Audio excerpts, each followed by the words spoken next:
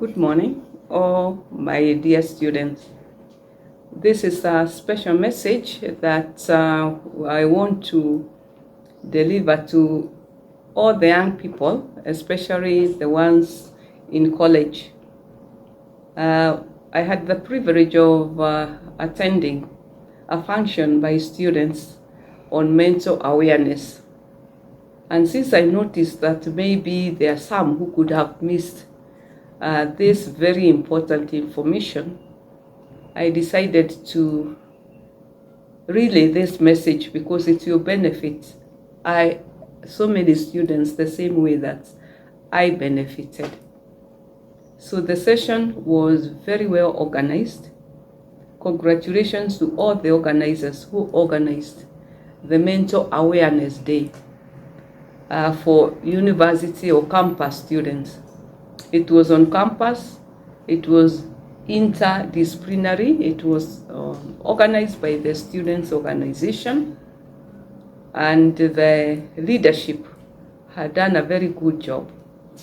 They had invited very good speakers, very skilled professionals in the areas that are relevant that you speak to this challenge of mental health.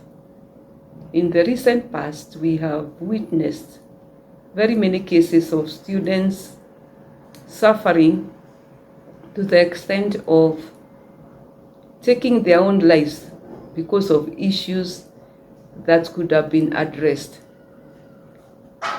And although they are recommended to consult with their professionals, sometimes it may not be possible, or maybe they are not aware, or maybe it just slips their mind. They may not be aware that they have mental health issues. So I learned many things, and there were talk about reproductive health. You need to be healthy all round. For your mental wellness, you need to be healthy all round. So there was a talk from professionals in the health sector, and I believe those who attended were able to benefit a lot. Then there were speakers from different disciplines. There was a speaker from financial sector who spoke about financial wellness. For your mental wellness, it's very important, as we say, to be well all around. Your financial planning. Most of the college students are supported by parents, and they may actually be challenged financially because they may not all be well endowed with parents who would give them enough. But the financial specialists gave us very important tips about how the formula you are supposed to use in managing your resources. It doesn't matter how small the amount is, you should be able to plan or budget. So it is important to know that budget is not for the big corporates. It should start at the individual level. So learn how to budget. Learn what proportion of whatever you have do you need to spend.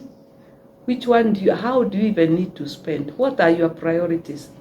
Prioritize. You also need to save. You also need to invest. There are very many products in the market these days that help you to save so that your future, you'll not find your future again being in the same state you could be in. Then there were also speakers who come from academia, who gave experiences about their own personal experience. And what came out is that at every stage in life, there are always challenges.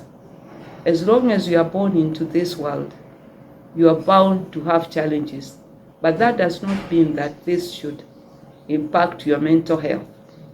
You're supposed to be aware and very deliberate about navigating around the challenges and understanding. And to be able to do this, it's very important to remain close with your peers. Learn how to share. Learn how to remain connected. Learn how to nurture networks, because that's when you will realize that you are actually not alone.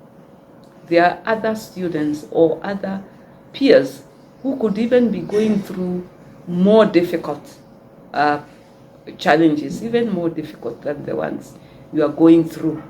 So this was a moment of encouragement. And what came out also from some of the students is that it's also very important to define yourself outside of whichever career or profession that you are pursuing. Define yourself outside as well. For example, if you are even a medical student, do you have hobbies? Do you do other things? Do you have sports? Do you engage in other activities that are able to engage your mind so that your mind does not necessarily get stuck on the particular challenge that you feel that is putting you down? So it's very important to remain connected, to explore those other areas. On campus, there are very many opportunities. If you speak to your dean of students, they will be able to connect you with all the activities that are lined up by the student leadership. There are very many activities. There could be social activities. There could also be other areas.